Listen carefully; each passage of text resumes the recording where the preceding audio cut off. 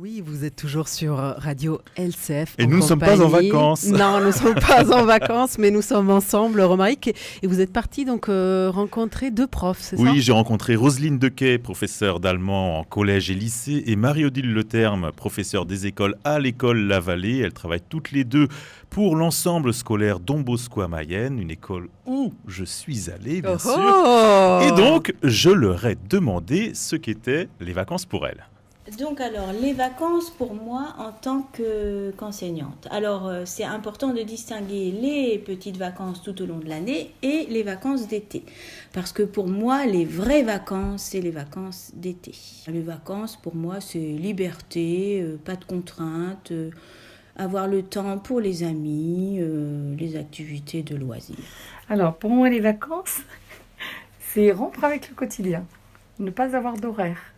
Quotidien de l'école ? Le quotidien de l'école et puis le quotidien de la vie, horaire, bouffe, enfin des choses très très classiques. Donc moi je préfère avoir un rythme un peu conformiste, quoi. Changer le rythme.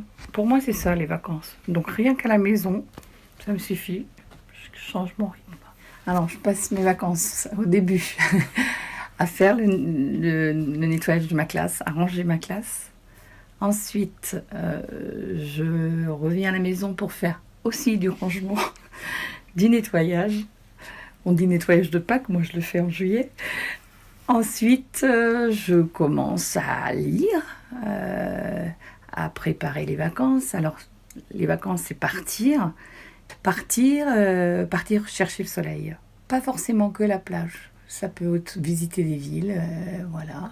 Ça peut être participer aussi à des animations, ça peut être aller dans des musées, ça peut être de la marche, du vélo. Voilà. Je bouquine, alors je bouquine aussi pour préparer mes classes, mais je bouquine aussi pour moi personnellement, ce qui me fait plaisir. Je fais du sport, du jardin, voilà. Et puis je pars un petit peu aussi. Ça peut être une année la ville, comme cette année. Ah, on vous réclame pour le travail. Peut-être, sans doute, ma collègue, on devait se contacter. Bon, elle attendra. Elle attendra. Donc la collègue de Roselyne a attendu et Roselyne est venue, bien sûr. Alors on le voit, hein, les enseignants sont des personnes comme les autres. Elles rêvent de plage, de soleil, de calme. Mais est-ce qu'elles n'auraient pas tendance à travailler aussi pendant les vacances ? Oui, en fait, officiellement, l'école s'arrête je ne sais pas combien, souvent début juillet.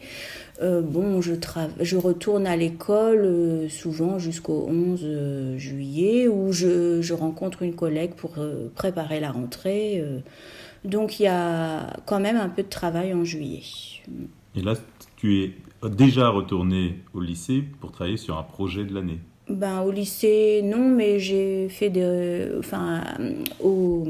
à la médiathèque pour rechercher des documents, puisqu'on a un grand projet avec l'école. Donc forcément, oui, j'ai cherché des documents et puis je me suis remis à préparer mes cours, la rentrée pour les différents niveaux. Est-ce que tu as besoin d'apprendre quelque chose pendant tes vacances ou est-ce que c'est complètement déconnecté de ton métier ? Non, c'est déconnecté. Le musée, c'est pour le plaisir. Ah oui, c'est que pour moi. Ouais, c'est que pour moi. Après, souvent, je suis en projet d'art visuel pour l'année d'après, donc je vais zoomer avec mon appareil photo en fonction du projet. Le projet qui arrive là cette année, c'est autour de la nature. Et donc, j'ai zoomé pendant les vacances dans ce sens. Donc, tu as quand même pensé bien sûr au travail pendant les vacances. Voilà, oui, donc, c'est vrai. C'est pas complètement déconnecté. Non, c'est vrai. Donc, vous l'avez entendu, même pendant les vacances, les enseignants travaillent pour nos enfants.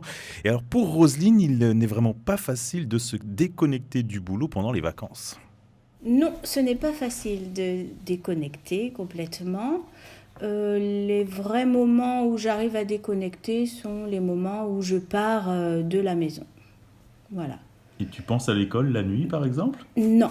Par contre, comme j'enseigne l'allemand, si je pars en Allemagne, comme cette année, je suis partie aussi un petit peu en Allemagne, forcément, je vais dans les librairies pour penser au travail de recherche, regarder des documents, acheter des livres pour l'école, qui vont me servir pour l'école. Donc pour Marie-Odile, par contre, il semblerait que ce soit plus simple de se déconnecter du travail, quoique. Oui, très facile de déconnecter de l'école. À partir du moment où les enfants sont partis en vacances, pour moi, et que j'ai accompli en fait mon travail d'enseignante pendant une année scolaire, je pars l'esprit reposé déjà en me disant voilà, Tu as fait ton travail. j'ai fait mon travail et j'ai fait en sorte que les enfants puissent passer dans le cours supérieur. Donc voilà. Donc moi, j'ai pas de stress quand c'est les vacances. Je rentre rapidement dans la période de vacances. Après, je suis un petit peu soucieuse parce que je me dis, bon, il faut déjà que j'anticipe la rentrée. Donc je rapporte des livres qui restent souvent bloqués dans un petit coin là, de mon bureau. Et puis, de temps en temps, je les ouvre et puis je me dis, oh, alors j'ai toujours ma liste d'élèves. J'aime bien partir avec ma liste d'élèves, faire mes commandes et puis préparer voilà, le début de l'année et la programmation. Alors les élèves, ces fameux élèves, est-ce qu'ils déconnectent facilement de l'école ? Je pense que eux, ils déconnectent bien de l'école. Tu les récupères comment ? En forme, Oui, motivés ? en forme, motivée, bon, oui quand même, parce qu'ils ont eu quand même du temps. Bon, et puis de toute façon, ils n'ont pas le choix, mais bon, je les trouve pas fatigués, démotivés. Il faut juste qu'ils se remettent un petit peu dans le bain, voilà. Ils ont oublié des choses, donc il faut réactiver des petites choses au début et puis les remettre dans l'ambiance de travail. Alors les élèves Est-ce vivent... qu'ils te racontent des choses ? Oui, à la rentrée. Ouais. Alors en général, je commence toujours avec la carte, souvent de France, voir un petit peu le monde. Et en fait, chaque enfant pose une étiquette sur l'endroit de son lieu de vacances. Alors c'est pas toujours facile, parce que les enfants sont partis en vacances, mais ils savent pas forcément où. C'est vrai ? Ouais. Alors ils vont te dire qu'ils sont à la mer. Oui, la mer Méditerranée, Atlantique. Donc là, ils ont une recherche à faire auprès de leurs parents. En général, ça c'est une des premières séances en découverte du monde, savoir expliquer où tu es allé en vacances. Et même des enfants qui ne partent pas. C'est important. Oui, c'est la question que Ouais, j'allais voilà. poser. Ouais. C'est important qu'ils puissent dire, voilà, on est allé chez papy et mamie dans tel village. Ça a pris 1 heure en voiture ou 1 demi-heure. Pour moi, c'est important.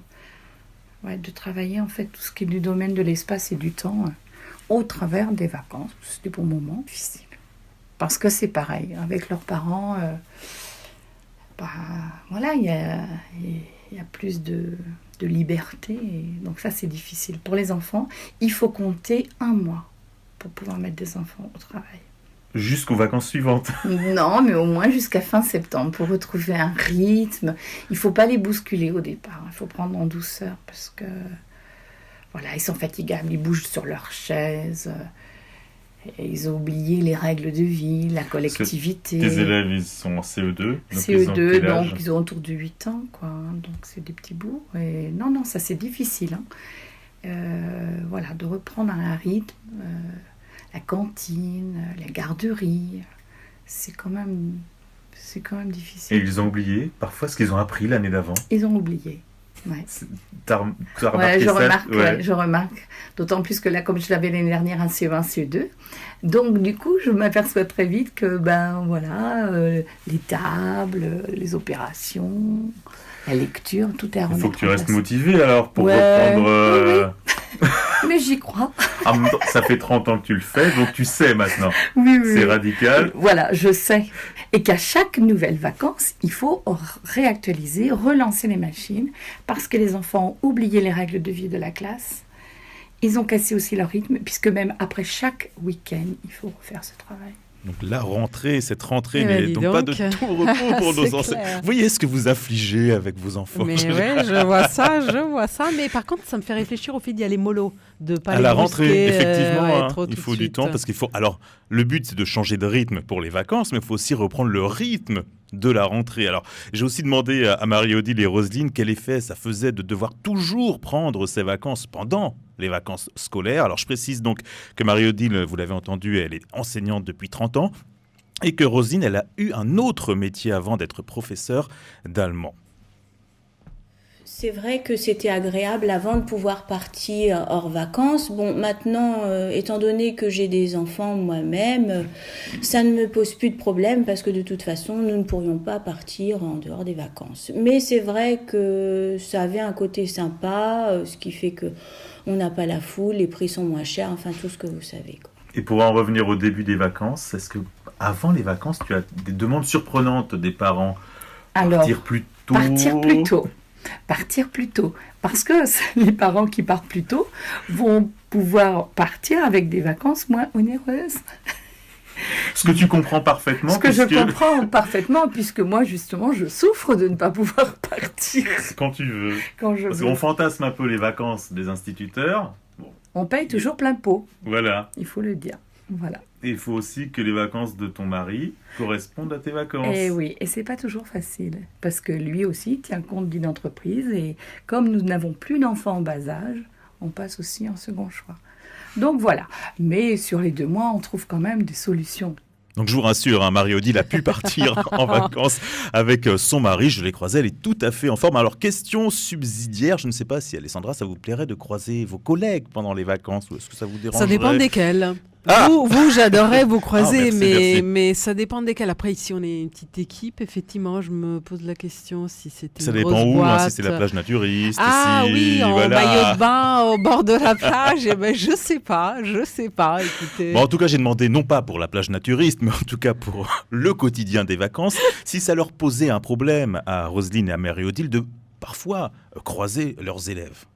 Non, ça ne me dérange pas, mais c'est vrai qu'au début, j'enseignais loin de mon lieu d'habitation, donc je rencontrais jamais d'élèves. Donc je trouvais ça bien. Et puis au début, ça me gênait un peu de me rapprocher en me disant je vais forcément rencontrer des élèves, puisque où on habite, c'est pas une grande ville. Bon, je dirais je me suis habituée, mais ça me dérange pas. Voilà, c'est plus pour un petit peu préserver mon intimité, comme je raconte jamais rien de ma vie, etc. Mais bon, je trouve ça plutôt sympa. Puis apparemment, ils ont l'air toujours contents de me voir. Donc non, voilà, ça ne me dérange pas. Pas du tout. Avec plaisir. C'est eux qui sont gênés peut-être. Pas vraiment. Non. C'est parfois les papas et les mamans. Ça dépend des papas et des mamans qui, par exemple, pourraient courir après leurs petits dans un supermarché et croiser la maîtresse et dire waouh. Mais sinon, non. Au contraire, j'ai plaisir. Et d'ailleurs, quand je quitte mes élèves, je leur demande toujours, c'est toujours un des derniers mots, peu importe, tu grandiras, tu ne seras plus dans ma classe, je te demande qu'une chose, continue à me saluer quand tu me croises. Pour moi, c'est important. Marie-Odile Le Terme et Roselyne Dequet, de belles paroles, hein, donc Très qui enseignent, chouette cette fin, voilà, je trouve. qui enseignent des belles valeurs à nos Ouais. enfants, en plus de tout le reste. Je sens que ça vous parlait un peu le passage sur croiser les professeurs avec Oui, ses parce que enfants. ça m'est arrivé une fois de croiser cette année la prof de Luca, mon fils aîné, qui est d'ailleurs qui était en CE2. Et comme je la connais pas beaucoup, oui, on se fait un sourire, mais on s'arrête pas à dire bonjour vraiment pour échanger. Et puis c'est le samedi, donc on n'a qu'une envie, c'est de penser à autre chose que voilà. l'école, les enfants comme nous d'ailleurs. Donc voilà, après, enfin. Ça va, c'est pas non plus le drame. Ça va. Enfin, je veux dire, En tout cas, on souhaite Radio LCF souhaite une belle rentrée à Marie-Odile et à Roselyne. Absolument. Et je vois que même pour elles, il y a des moments où elles arrivent à décrocher. En tout cas, ce qu'on peut retenir, c'est changer de lieu. Ça, c'est essentiel. Changer de rythme, c'est-à-dire ne prêtez pas trop d'attention aux horaires des repas. Bon, sauf si vous avez vraiment des enfants en bas âge, il faut faire du 8h midi, 4h, 8h. Voilà, c'est toutes les on sent l'expérience. Hein, voilà. Mais effectivement, le lieu et le rythme, je pense que c'est... Là, on déconnecte. C'est énorme. Bon, on va se retrouver après Matska avec les bons propos de Christine Caillol et son livre « Pourquoi les Chinois ont du temps ».